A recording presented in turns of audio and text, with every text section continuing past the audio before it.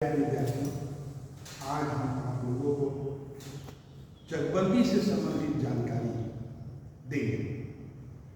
बड़ी हर्ष के साथ कहना पड़ रहा है कि झारखंड में अमीन की बहाली का नियम बन चुका है और बहुत जल्दी हमारे राज्य में अमीन की बहाली की प्रक्रिया शुरू होगी।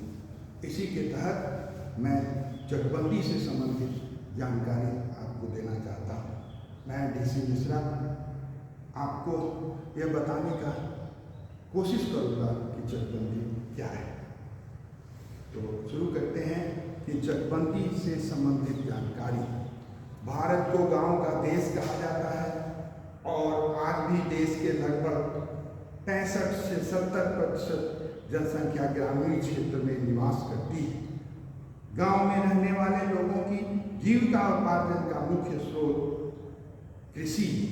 देश की निरंतर बढ़ती हुई जनसंख्या और परिवार के विभाजन के कारण खेत के आकार छोटे छोटे होते जा रहे हैं, जिससे फसल के उत्पादन क्षमता में काफ़ी कमी होने के साथ साथ ही खेती करने में अनेक प्रकार की समस्या का सामना करना पड़ता है।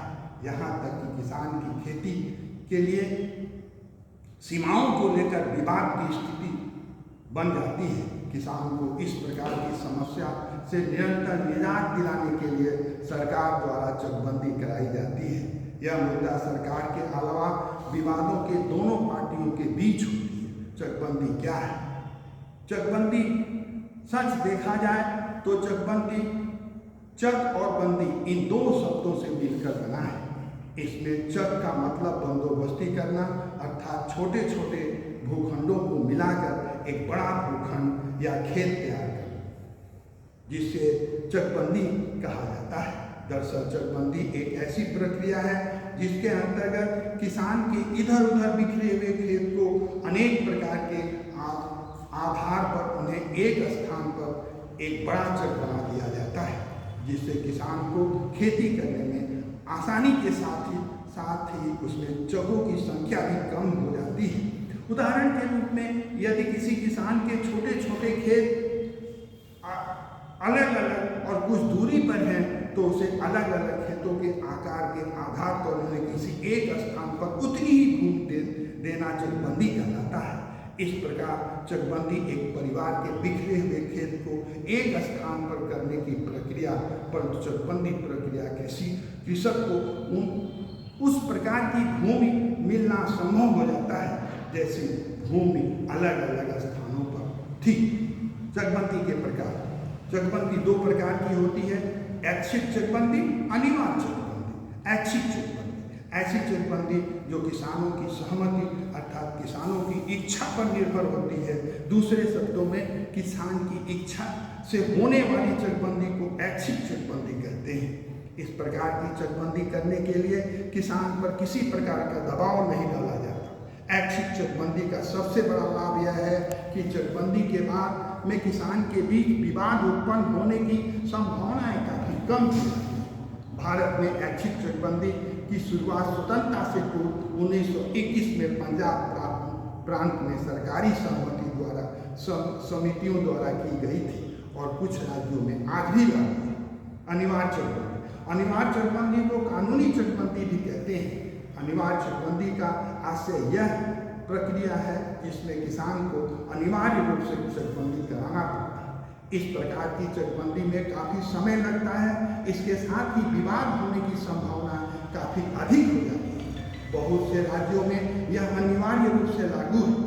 चकबंदी करने का मुख्य उद्देश्य किसानों की विभिन्न स्थानों पर बिखरी हुई भूमि को अलग स्थानों पर एक बड़ी चक तथा खेत में परिवर्तन कर चकबंदी के माध्यम से किसान की खेती की संख्या कम होने के साथ ही किसान कार्य करने में सरलता हो जाती है। किसान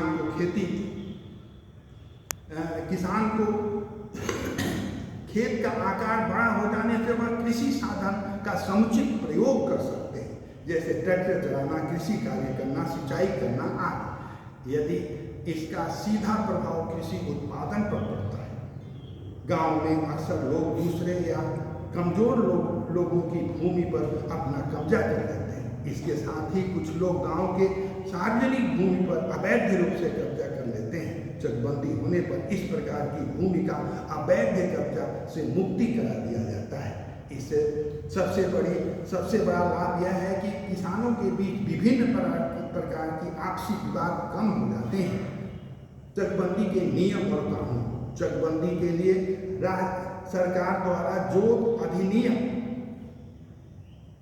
के द्वारा 42 की अंतर्गत गांव में चकबंदी के लिए अधिसूचना जारी की जाती है। दूसरा, इसके पश्चात धारा 4(1)(4)(2) के अंतर्गत चकबंदी उपायुक्त द्वारा पुनः चकबंदी प्रक्रिया शुरू करने की अधिसूचना जारी करती है। तीसरा, चकबंदी से संबंधित अधिसूचना जारी होने के पश्चात उस गांव के सभी राजस्व न्यायालय निलंबित मुकदमे अप्रभावित हो जाते हैं।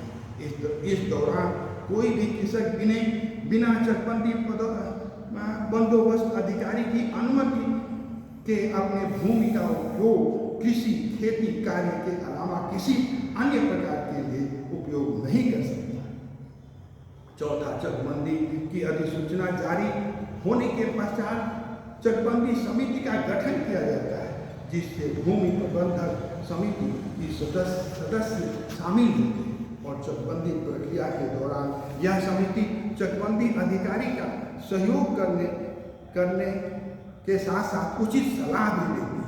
पांचों, इसके अंतर्गत चकबंदी लेखापाल चकबंदी की धारा 8 के तहत मौके पर भूमि का निरीक्षण कर अधिनियम 7 के अंतर्गत भूमि के नक्शे में संशोधन करने का कार्य करते हैं।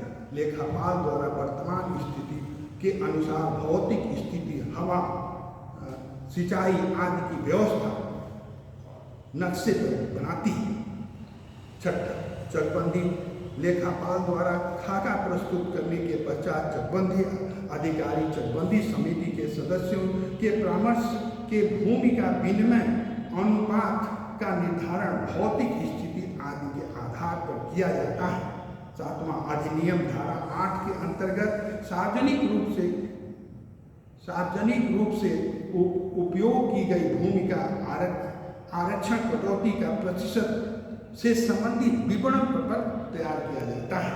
इसके आधार पर चकबंदी के द्वारा अपनाई जाने वाली प्रक्रिया सिद्धांत का भी उल्लेख किया जाता है। आठवां, इस प्रकार की कार्रवाई से भूमि स्वामित्व को अलग करने के लिए अधिनियम की धारा 9 के अंतर्गत आकार पत्र 5 का विवरण किया जाता है, जिसमें भू स्वामित्व अपने खाते की स्थिति, खतियान या क्षेत्रफल की अशुद्धियों से संबंधित जानकारी प्राप्त करता है। 9वां, भू स्वामित्व आकार पत्र 5 में दिए गए विवरण के आधार पर अपनी आपत्ति दर्ज करा सकता है। इसके पश्चात सहायक बंदोबस्त पदाधिकारी अभिलेख को शुद्ध कर आदेश जारी करते हैं। यदि कोई भी कृषक इससे असंतुष्ट है तो बंदोबस्त पदाधिकारी के यहाँ अपील कर सकता है।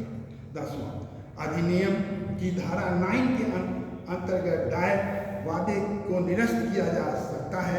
इसके पश्चात धारा 10 के तहत निश्चित खतौनी बनाई जा सकती है, जिससे जोत संबंधित त्रुटियों को स्पष्ट रूप से दर्शाया जा सकता है। 11वां, सहायक चकबंदी अधिकारी चकबंदी समिति से परामर्श के पश्चात चकबंदी की योजना तैयार की जाती है। इसके द्वारा धारा 20 के तहत आकार पत्र 23 भाग 1 का वितरण किया जाता है। 12वां, बंदोबस्त पदाधिकारी द्वारा प्रस्तावित चकबंदी योजना को धारा 13 के अंतर्गत पुष्टि किया जाता है और नए खेतों पर दावेदारी को कब्जा दिलाया जाता है। यदि कोई कृषक इस प्रक्रिया से सहमति नहीं है तो वह धारा 48 के अंतर्गत संचालित चकबंदी के न्यायालय पर निगरानी वादा दायर कर सकता है।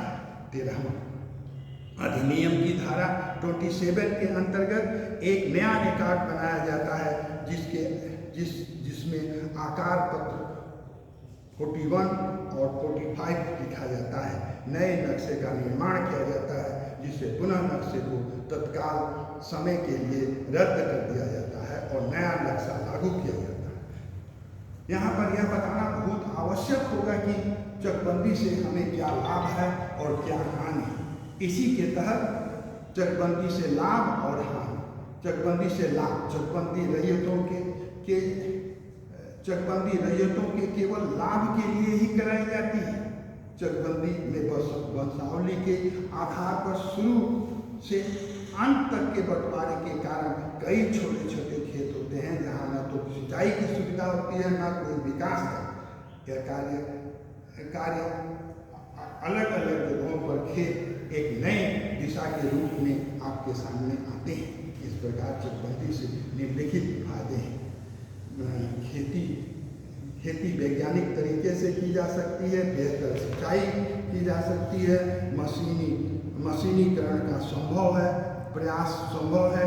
इसके परिणाम स्वरूप उत्पादन में कम लागत या आय में वृद्धि होती है। अगला, किसान भाइयों को एक खेत से दूसरे खेत में जाने में अनेक ऊर्जा की बचत होती है। किसान अपनी भूमि के सुधार पर पैसा खर्च करने के लिए प्रोत्साहित महसूस करता है। छोटे छोटे खेतों के बीच सीमा बनने में बहुत जमीन बर्बाद होती है, इससे बचा जा सकता है। सिंचाई के बाद, चकबंदी के बाद बची हुई भूमि का उपयोग कुछ स्कूल, पंचायत घर, सड़क आदि के निर्माण में पूरे गांव के लाभ के लिए किया जाता है। इस प्रकार चकबंदी से रैयतों तथा गांव के लोगों का भी बहुत अधिक फायदा होता है।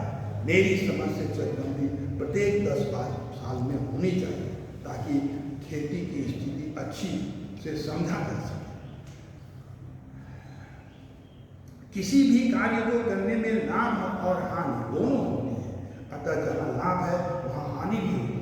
चकबंदी में बहुत हद तक किसानों को लाभ होता है, लेकिन चकबंदी में कठिनाइयों और बाधा के चलते कई कार्य में देरी होती है।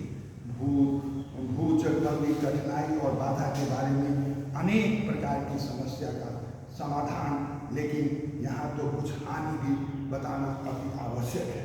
भूमि चकबंदी कठिनाइयों और बाधा भारतीय किसान की रूढ़ बाध्यता, मानसिकता और अपने पूर्वजों की भूमि का बंटवारा नहीं करना चाहते हैं। भले आधुनिक कृषि वैज्ञानिक व्यवस्था प्रबंधन के द्वारा भूमि को में कार्य करना चाहते हैं, लेकिन बंटवारा पसंद नहीं करते हैं। अगला, अमीर किसान उपजाऊ भूमि के मालिक होते हैं, वह डर से अपने चकबंदी का विरोध करते हैं, कहीं उपजाऊ भूमि का हिस्सा उनके हाथ से निकल नहीं गया। कई क्षेत्रों में मौलिक समझौता पर भी कई खेती का कागज का रिकॉर्ड नहीं है। इस प्रकार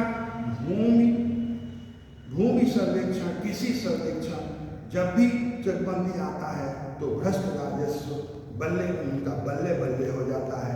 अतः यह सब बात को ध्यान में रखते हुए हम यह कह सकते हैं कि कुछ तो कठिनाइयाँ जरूर हैं या कुछ हानि तो जरूर है, लेकिन हमारी समझ से हम जो समझते हैं वह चकबंदी भारत के हर क्षेत्र में होना आवश्यक है, क्योंकि वंशावली के आधार पर खेत छोटे छोटे हो ही जाते हैं। इसलिए इसको देखते हुए हम यह पूर्ण समर्थन करते हैं कि चकबंदी भारत के हर प्रांत में 10 साल बाद